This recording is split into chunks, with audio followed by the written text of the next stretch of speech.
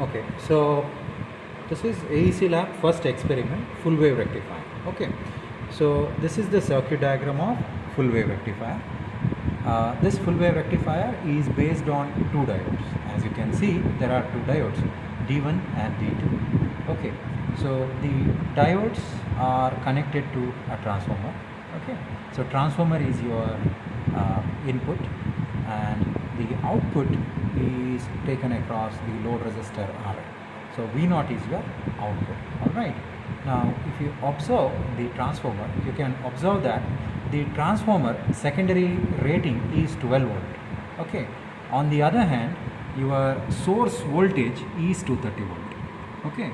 So the rating of the diode is 12 volt. That is the reason you are using a step down transformer, which will reduce your voltage from 230 volt, which is your utility supply, to 12 volts. Alright. So this 12 volt is then connected to a pair of diodes, and output is taken across RL. Okay. Now let us show you the practical components of rectifier circuit. Okay. So this is the supply, which will come from phase and neutral terminal of your socket. Okay. So this 230 volt supply is given to the transformer. So this is the input winding of the transformer. This is rated at 230 volt. So primary winding is connected to 230 volt, and this is the secondary winding of the transformer. So here you can observe that there are three wires. So these three wires stands for phase, neutral and phase. So there are two phase terminals. Okay. So this phase terminal is rated at 12 volt. So voltage between this yellow wire and this black wire is 12 volt. Similarly, the voltage between the bottom yellow wire and the middle black wire is 12 volt. Okay. If you want 24 volts, then what you have to do is you have to connect the first yellow wire and the second yellow wire. So between the two yellow wires you will have 24 volts of supply. Between yellow wire and black wire, 12 volts. Okay. So the transformer output voltage is then connected to your rectifier circuit. So as you can clearly observe that there are two diodes. Okay, this is your first diode and this is your second diode. Okay. Now this diode belongs to 1N407 series. So terminal identification goes like this. The silver color stands for cathode and the black color stands for anode. Alright. So the anodes, okay, this is your diode 1 and this is your diode 2. Okay. So anode of first diode is connected to the phase terminal of the transformer. Alright. And the cathode of first diode, okay, this is the green wire, you can follow my hand, is connected to cathode of the second diode.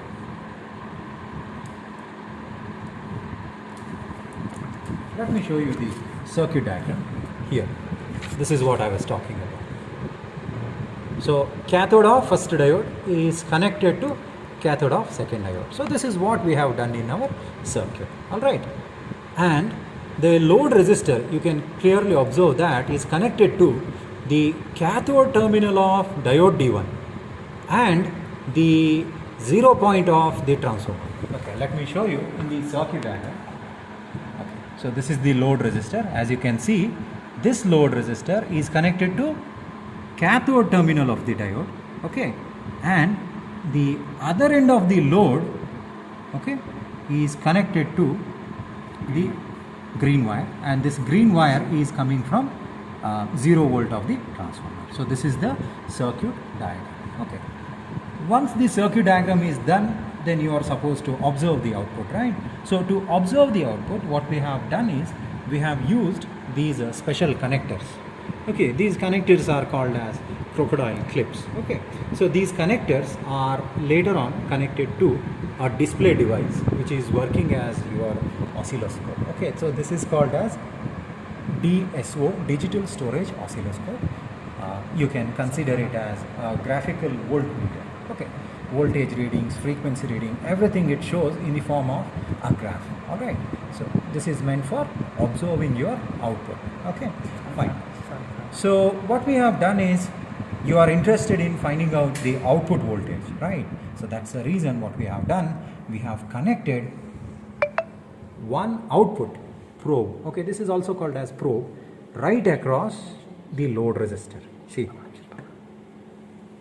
one end is connected to one end of the resistor, and this other end is connected to other end of the resistor. So that's that's how you see the output. Similarly, you also want to see the input, right? That's the reason what we have done is, we have used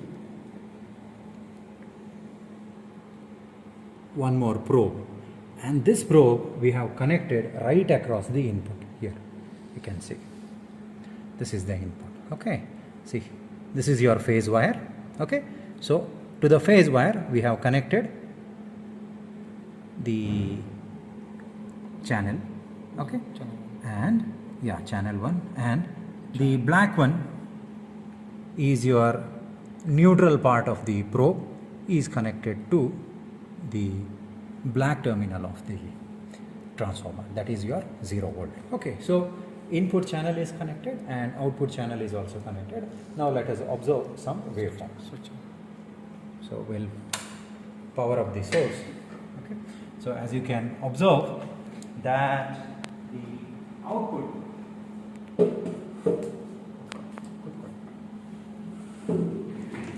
some waveform has appeared in your system. As I have told you in the beginning, that one channel is working as input. So first one is channel 1 and the second one is channel 2. So channel 2 we have used to observe the output, and channel 1 we have used to observe the input. Okay, what I will do, I'll just disable channel 2. So this is the output what you see. So that this output is basically represents the transformer output voltage.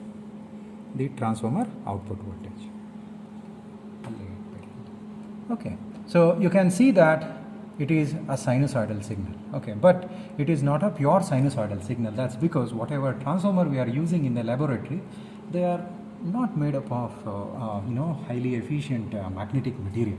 Okay, but for laboratory purpose, this waveform is pretty good enough. All right, so you can see the positive half of the waveform as well as negative half of the waveform, and you can also observe some values appearing on the screen. For example, the maximum value of the input voltage is around 18.8 volts. On the other hand, the frequency is 50 hertz, expected, right? Because it is our Indian supply voltage standard 50 hertz signal, and secondary voltage is 12 volt. Okay, that 12 volt is the RMS value, and whatever CRO or this DSO is showing you the maximum value.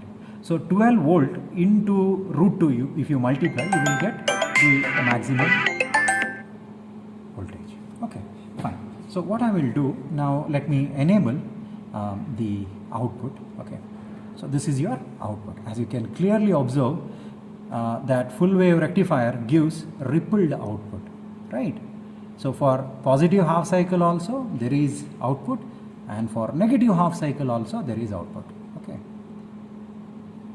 so pretty clear, right? Green one is your output, yellow one is your input. Okay, so when your input is positive going, there will be a positive output, but when your input is negative going, for the negative going input you will also be getting a positive going output. That's the feature of half wave rectifier. All right, fine. Now what we have to do is, we have to just take down the basic measurements. Okay, measurements as in the maximum voltage of the output. So it shows the maximum voltage of the output is about 18.4 volts. Okay, 18.4 volts. Okay, fine. Okay, so this 18.4 volts or 18.0 volts doesn't matter. Slightly it varies because when your supply voltage varies, even your rectifier voltage will vary. Okay. Now this 18 volt is measured in the presence of load resistor, right? So that is called as load voltage. But just like transformer, even in rectifier we have something known as regulation, voltage regulation. So voltage regulation is defined as change in secondary terminal voltage from no load to full load. So full load voltage is 18.4 volt. I have shown you already. Now what I will do, I will remove this load resistor and then let us see how much voltage you will get it. Probably sir can show you live. Okay, sir, you can show them this part also. We will remove the load resistor. Okay, now we will see how that voltage has increased. Okay, so it's about 18.4 volts. Okay, so that means to say your no load voltage was 18 and your load voltage was 18 volt and your no load voltage is about 18.4 volt.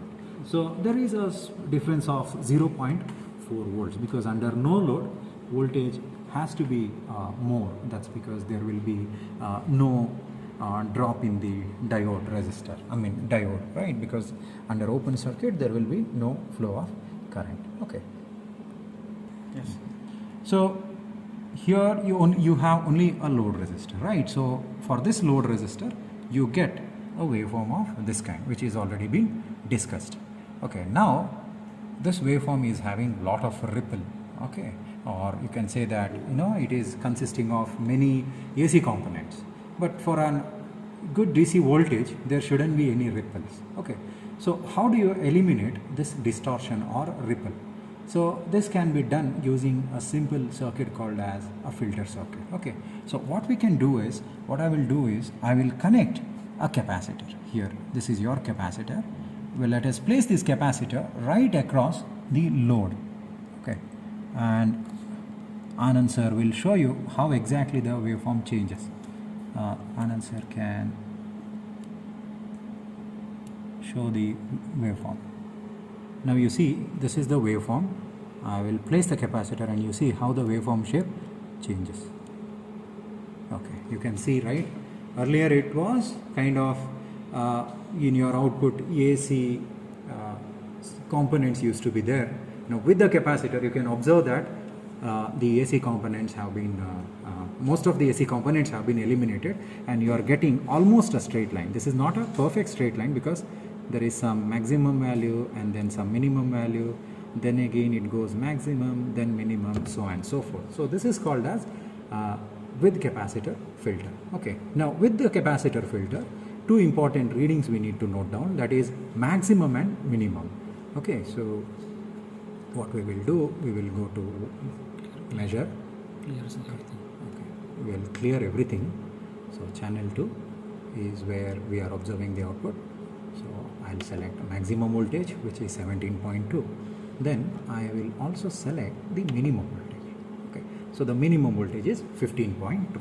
Okay, in your previous circuit your minimum voltage was 0 volt, right? Because your waveform used to start from 0 volt, then hits the maximum value, then again it comes back to 0, so on and so forth. But with the capacitor filter you can limit the peak to peak difference. Okay, so this peak to peak voltage difference is called as the ripple voltage. Okay, so with the capacitor filter you can reduce the ripple voltage. In other words, with the capacitor filter you can reduce the presence of AC components in the output. Okay, so the summary of this particular experiment would be using a capacitor filter distortion can be minimized. Okay, so that's your summary. Okay, the calculation part I will teach you in the Google Meet classroom.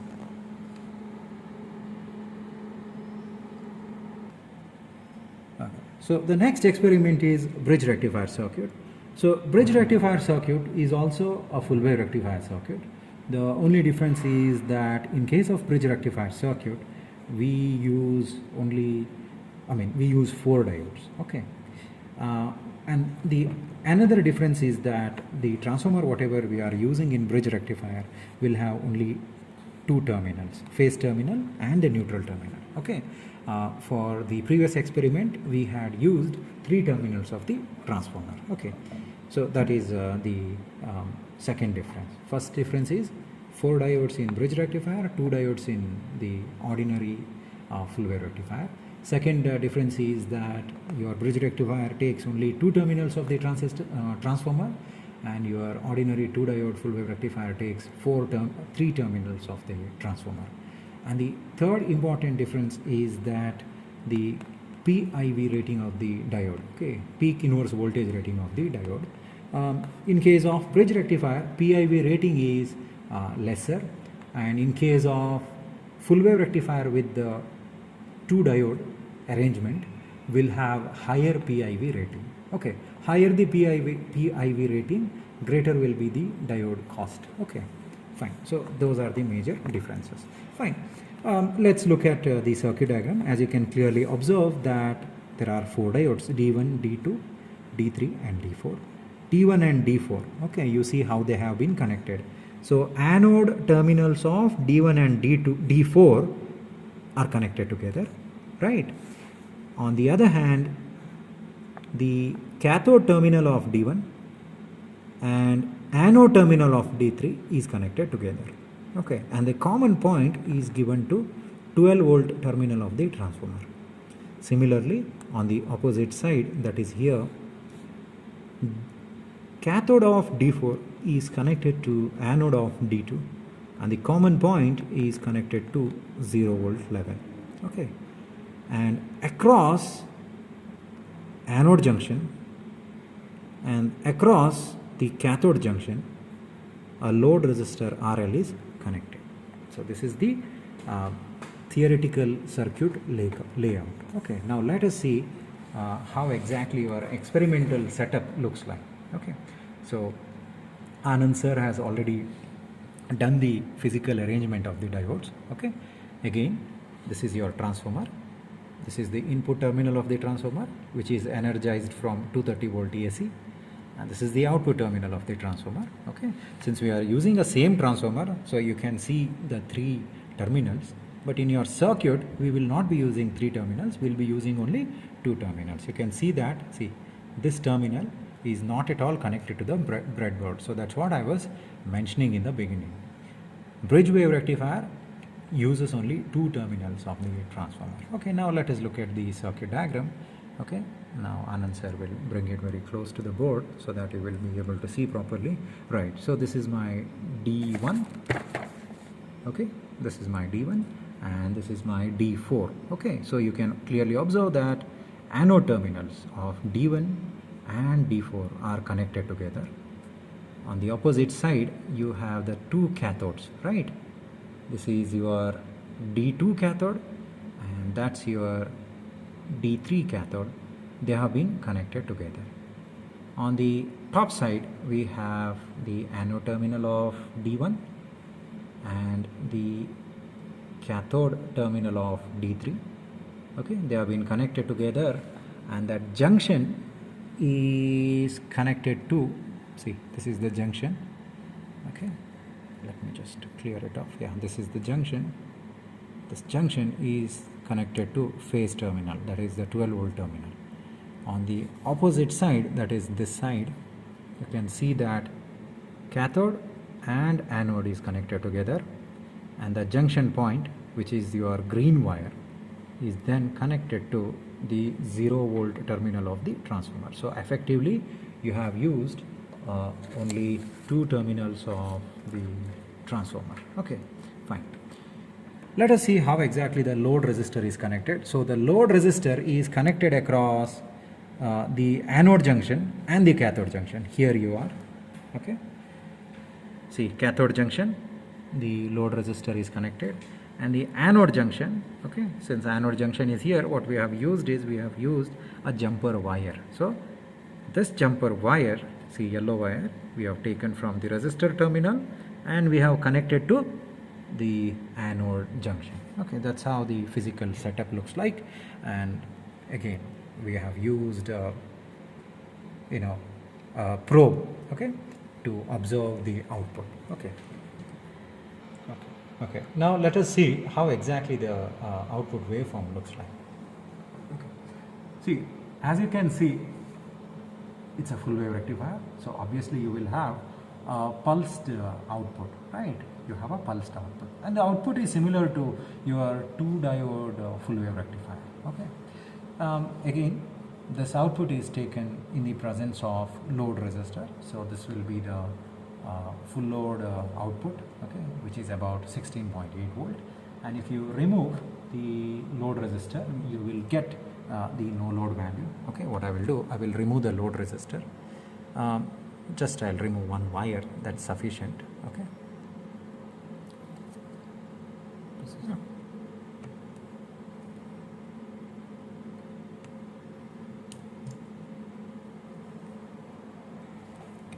So for no load, you have to just remove the resistor as shown, okay, and that will give you a voltage which is slightly greater than the loaded value. Okay, the difference is about 0.4 to 0.5 volts. Okay, fine.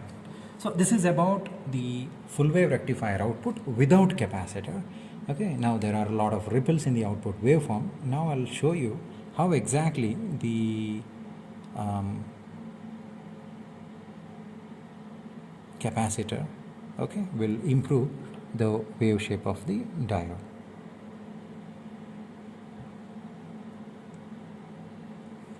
So let me place the capacitor. Okay, and you see, okay, this is without capacitor, and the moment I insert the capacitor, you see how the wave shape of the voltage changes. Okay, wave has become almost straight. That is what is required for full wave, the rectifier circuit. You should have line parallel to the x-axis. That shows the pureness of DC, but you don't get a perfect straight line. Some fluctuations you can observe. Okay, let's see how exactly you measure those fluctuations. Okay, so anyhow, maximum voltage is being displayed. What I will do, I will also display the minimum voltage.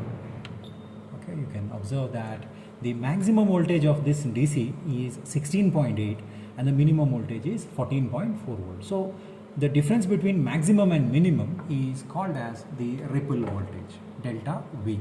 All right, so this is all about the conduction. Okay, so the calculation part, what I will do, I will conduct a Google Meet classroom, and in the Google Meet classroom, let me teach you how exactly you determine the performance parameters of a rectifier circuit. Okay, there are majorly two performance parameters: the conversion efficiency and the ripple factor. Okay, so see you in the Google classroom. Thank you. Okay, let us take up the calculation part. So our first experiment was rectifier circuit. So we conducted an experiment. All right, so these are the values which I have extracted from the experiment, right? So from a 2-diode full wave rectifier, we obtained the no load voltage as 18.4 volts, that is after removing the load resistor. And in the presence of load resistor, the full load reading was about 18 volts. All right. So let me tell you in this section how exactly you calculate the conversion efficiency and ripple factor for 2-diode full wave rectifier circuit as well as a bridge rectifier circuit. All right.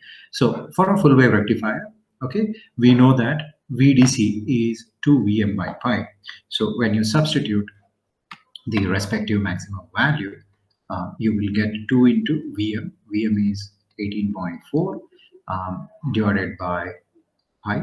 Okay, so that will give you, let me do it live.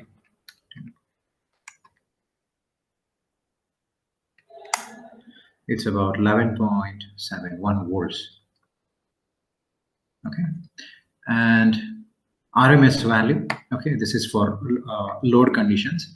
Vrms is maximum by root 2, Vm by root 2. So it is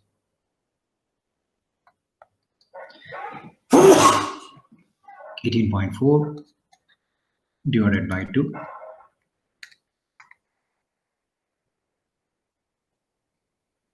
is 11.01. Sorry, 13.01. Okay, so the AC value is nothing but under root Rms square minus VDC square, right? So Rms value is 13.01 square minus 11.71 square.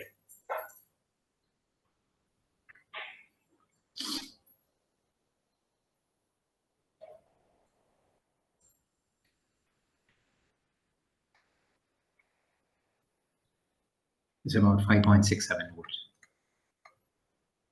Okay.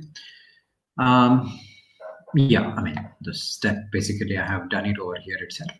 And then you can calculate the first performance parameter, ripple factor, which is nothing but the ratio of AC component to the DC component. Okay, so we have calculated voltage component of AC and the DC part of the output voltage, right? So VAC is 5.67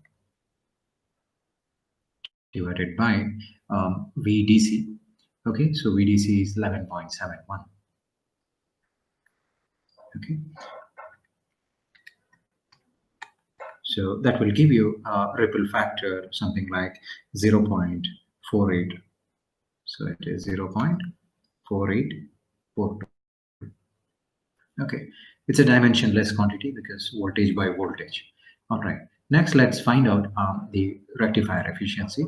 So it is VDC square by RL. Okay, in our experiment we have taken RL as 1 kilo ohm.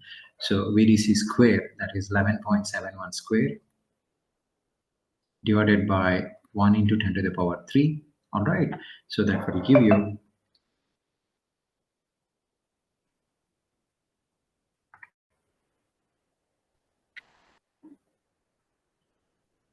0.1371 watts. So it is 0.1371 watts. All right, so that's your DC power delivered to the load, and AC power can be calculated as Rms square by RL. So Vrms is 13.01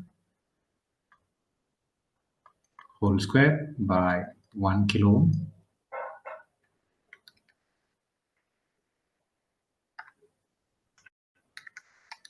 So that's 0.169.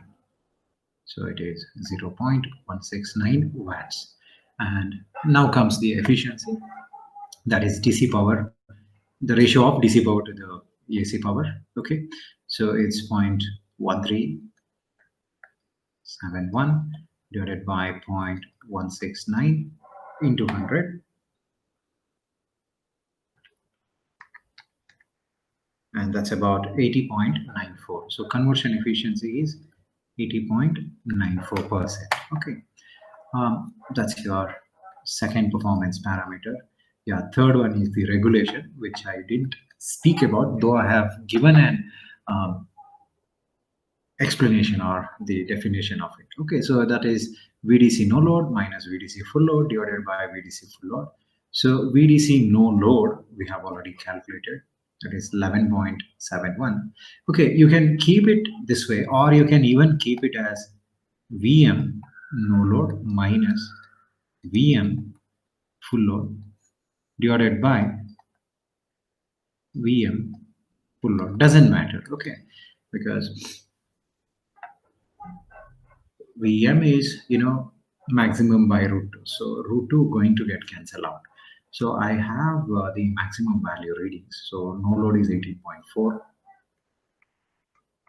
minus full load reading, that is 80, divided by full load reading, 80. So it is basically 0.4 into 100, okay, into 100, into 100. So basically it is 0.4 divided by 18 into 100, and that's about 2.2%. 2.22%. So very small regulation. So you can say the rectifier circuit is good. Okay, so that's about the first part of the experiment. The second part of the experiment is, with the capacitor filter. Now, with the capacitor filter, basically this is how the waveform changes, right? The waveform starts to toggle between um, the maximum and minimum value. Something of this kind you must have observed in the video, right? So this is the maximum value, okay, and this is the minimum value. Okay, so in the oscilloscope, we found maximum value as 17.2 and minimum value as 15.2. All right, and the no load value we have taken as 17.7. Okay, generally, your no load value is 0.5 volts greater than the full load value. Okay, you can take it that way. Okay, small difference between no load and full load. All right, then we'll take up the full load readings. Peak voltage Vm, okay, we have already marked here, that is 17.2. Okay, so you need to calculate the ripple factor, right? So for ripple factor, you need to have VAC and you need to have VDC. VDC you can directly find out from the formula, okay? So let's go here. So peak output voltage, okay, 17.2. Let me write, there is repetition here, so it's okay. Then you need to find out VDC, right? So VDC is Vm. What is Vm? We have already written 17.2. So in the numerator you have 17.2, okay, divided by, in the denominator you have 1 plus, what I will do, I will open up the brackets, 1 divided by 4 into F. F is 50 hertz because supply frequency is 50, AC power supply frequency, and this is RL. Okay, RL is 1 kilo ohm and F is 50 hertz.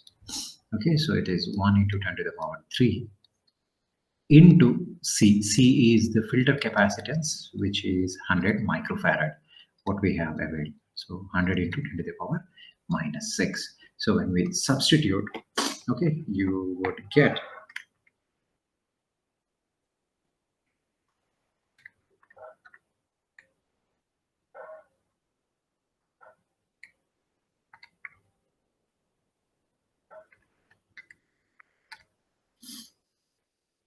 16.38 volts.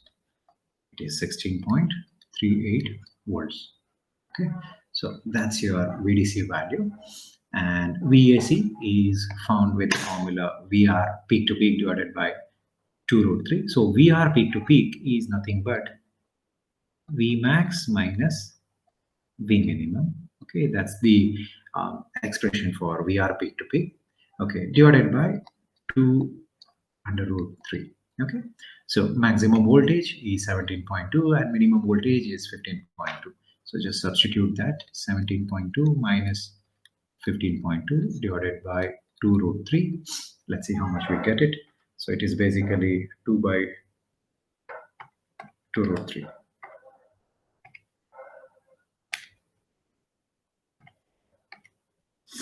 So that's 0.577. 577. Okay, and then you can find out the RMS voltage, VDC square, that's 16.38, plus VAC square, that is 0.577. Okay,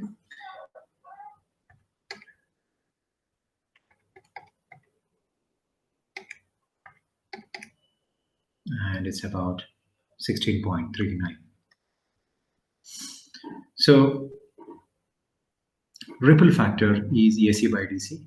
Okay, so AC voltage, how much did we get? 0.577 divided by VDC. VDC is 16.38.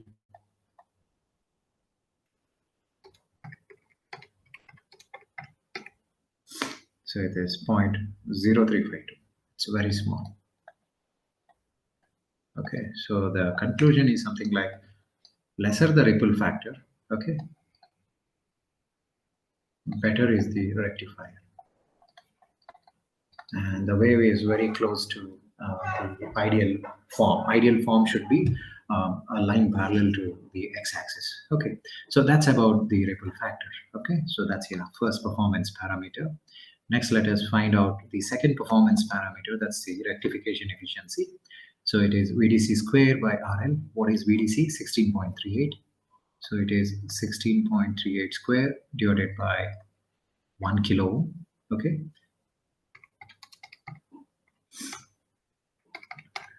so 0.268 watts, and the RMS value we have already found, 16.29 divided by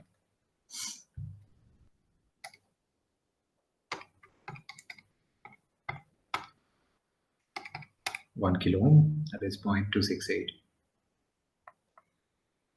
Okay, so you observe that PDC by PAC, you will get almost 100%. Okay, that's because if you can see the two powers, they are almost equal. That means to say the rectifier efficiency is very good. Okay, and you can say that the obtained output waveform is very closer to the ideal value. So let's take it. PDC is equal to 0.268 divided by 0.268. That's close to 100% efficiency. Okay, it may not be 100% efficiency, but it will be in the range of 99.94, something like that. Okay, for that, you should go for, say, fourth or fifth digit approximation.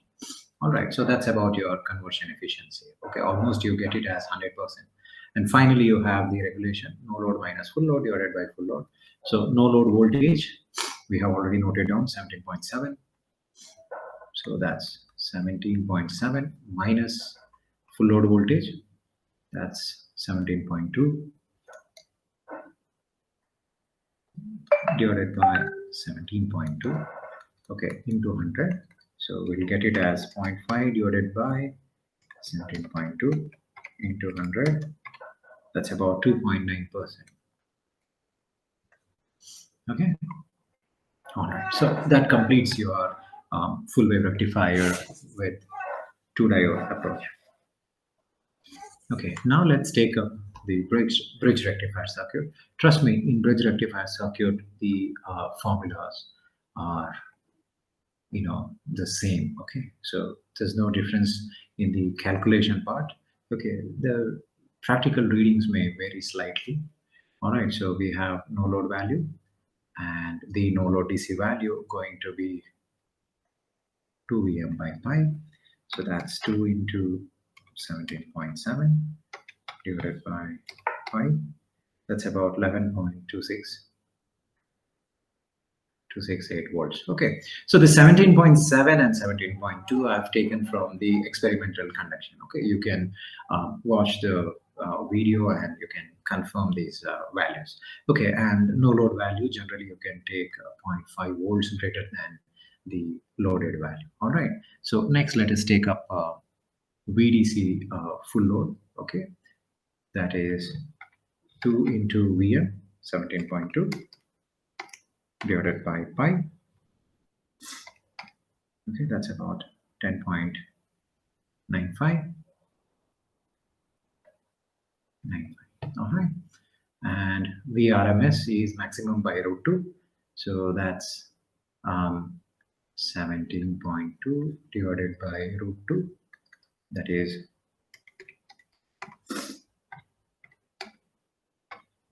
12.16 volts. Okay, and then you have this formula, Rms square, that is 12.16 square minus VDC square, that is 10.95 square. Okay, so that will get it as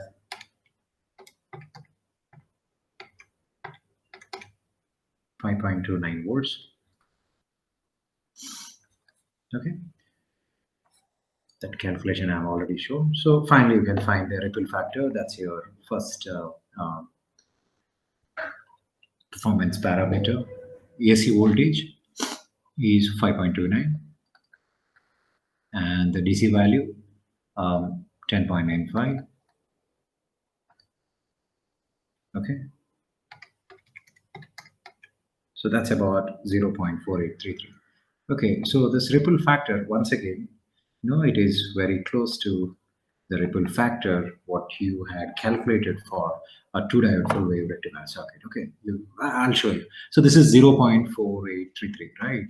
Let's go back and let's check how much did we get for the previous case. See, 0.4842. 4842. Here it is 4833. So very comparable values will get it. Okay. So that's what I'm saying. The calculation part remains the same, whether it is two diode approach or whether it is four diode approach. All right, then let's find PDC. Okay, so TC square by RL, 10.95 square divided by 1 kilo. Okay, and into 100. Sorry, no, 100 is not required. It's not efficiency. So 10.95 square divided by, so 0.1199. 1199 watts. Let's calculate AC power delivered to the load. That's PAC is equal to V RMS square by RL. So RMS value is 12.16. So it is 12.16 square divided by 1 into 10 to the power 3. Okay, so that is equal to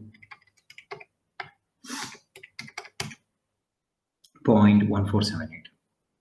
0.1478 watts. So let's take out the ratio. 0.1199 divided by 0.1478 into 100 is equal to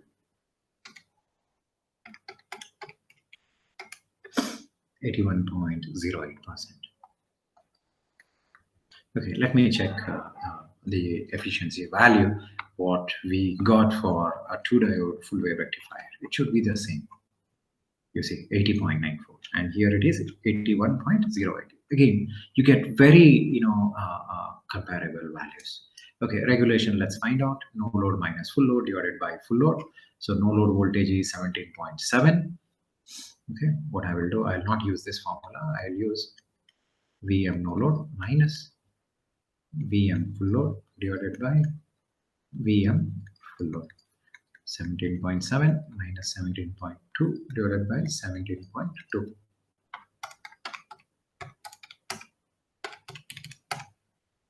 Okay, into 100. So 2.9%. Okay, so that's your regulation.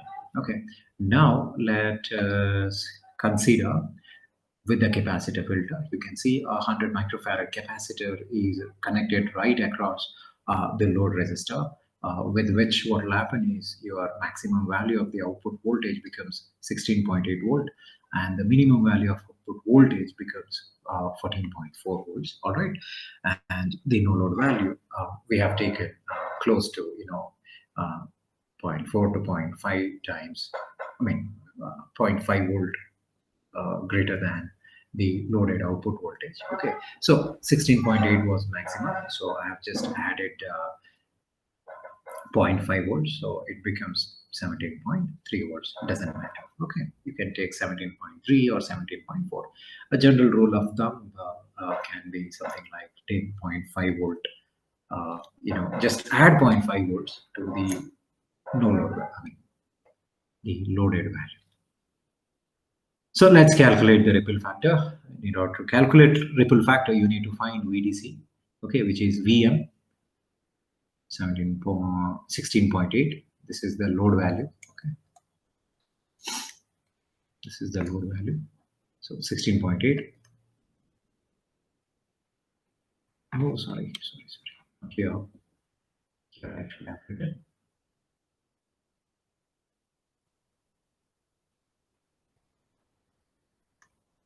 Divided by 1 plus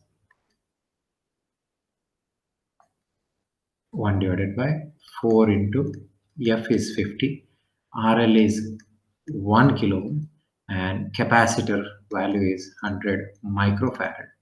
Okay, so that will give you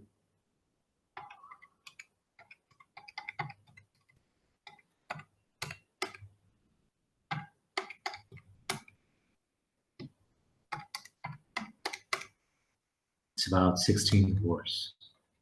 So that's the DC value. Okay, so VAC, let's find out peak to peak value.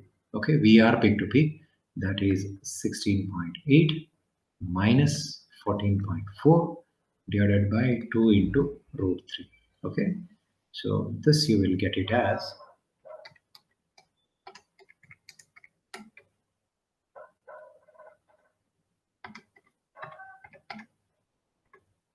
0.6928.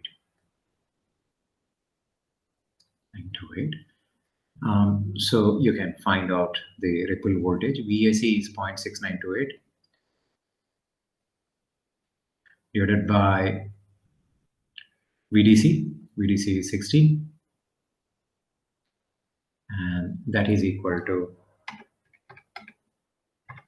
0.0433. It's very small, 0.0433. So that's your ripple factor. All right. So that's your first performance parameter. Next, let us calculate the RMS value. So RMS value is DC square. How much is it? 16 volt plus AC square. VAC, yeah, 0.6928 square. So you will get VRMS is equal to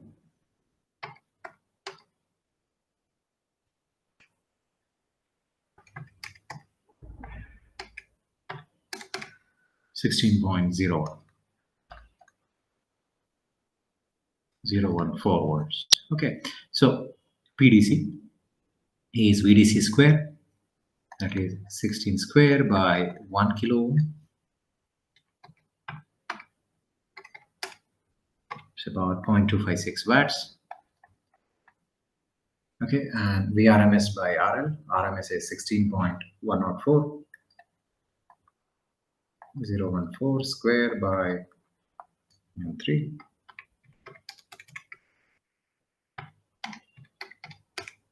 That's about 0.2593.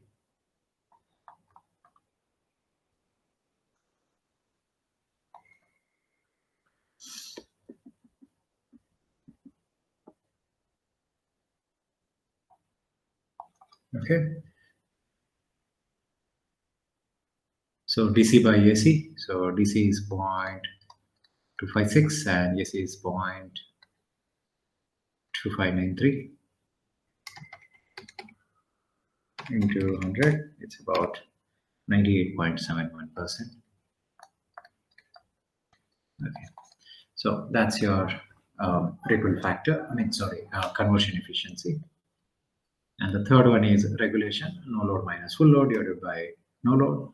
So 17.3 is your no load value minus 16.8 is in load value divided by 16.8 into 100.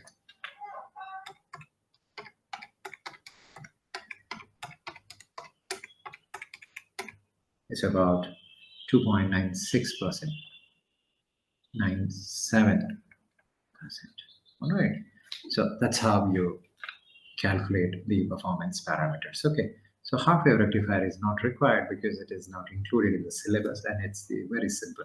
All right. So let's tabulate the answers. Full wave rectifier. Okay. With the 2 diode, let's tabulate without filter, ripple factor, without filter efficiency, and regulation. Okay. And similarly, let's do it for bridge rectifier. So full wave rectifier, ripple factor is about 0.48 and efficiency is about, okay, we can go up and we can see. I'll show you. Okay, so ripple factor is 0.4842 and efficiency is 80.94 and regulation is 2.22. Okay. So regulation is 2.2% and this is 80.94%. And with the capacitor filter, the efficiency touched almost 100%. Okay, And let's see what was your ripple factor. Yeah, efficiency was almost 100%. You can see there, and regulation is 2.9%, and ripple factor is 0.035. Okay, ripple factor is 0.0352, and regulation is about 2.9%. All right. So that's for your two diode full wave rectifier. And for bridge rectifier, these values are right here. So we can directly write it for with capacitor filter. Okay, this is not without filter, this is with filter. Okay, this is with filter.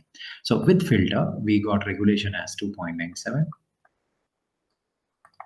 and efficiency as 98.71. And the ripple factor, we got it as where ripple factor, yeah, 0.0433. So you can write it, so 0.0433. And we can also check for bridge rectifier circuit without filter. So without filter, you see the regulation is 2.9, efficiency is 81, and ripple factor is 0.4833. This is 0.4833, 81%, and 2.9%. All right, so that completes the rectifier experiment. So in the conclusion, I would expect you to write down the applications. Okay, applications. Okay, in the sense where do we use rectifier circuits in our day-to-day life. Okay, and also in the conclusion, you can conclude about the performance parameters. Okay, in the sense, how it affects the performance or the efficiency of the circuit. In the sense, say for example, full wave rectifier with capacitor filter, if you consider, you can say that with a capacitor filter, it is observed that the conversion efficiency is improved, then ripple factor is reduced, hence the overall performance of rectifier circuit increases with the capacitor filter. Okay, so probably such type of conclusion you can include along with a few of the applications of the rectifier circuit. All right, so that's it for the day. Thank you.